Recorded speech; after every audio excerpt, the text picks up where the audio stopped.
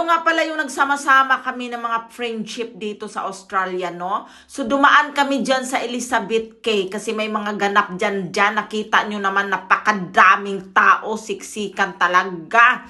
Kasi may event daw dyan. At pag may event dito, talagang sinusugod yan ng mga tao. Kaya kita nyo naman talagang halos wala ka na mapwistuhan dyan.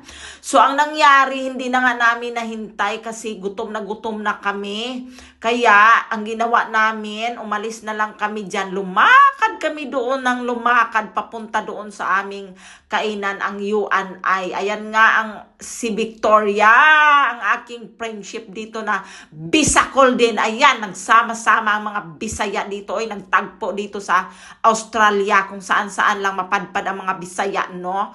Alam nyo naman pag mga Bisaya, no? Ay nako, pag madiskarte ka sa buhay, kahit saan ka mapadpad. Kaya ito, ayan, nilakad na namin yan. Kita nyo naman ang mga view, diba? Ayan yung Elizabeth Cay dito sa Western Australia.